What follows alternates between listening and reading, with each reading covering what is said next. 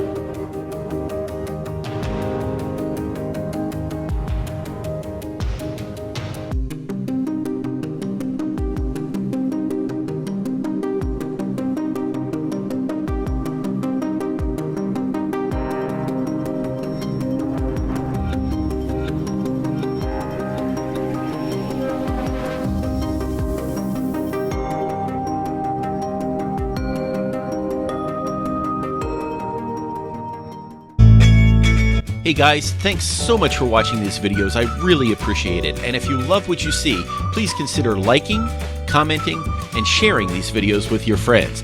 And if you really like these videos, the best thing you can do is subscribe to this channel so you can see whenever I put more videos out. Thank you so much, and I'll see you on the road.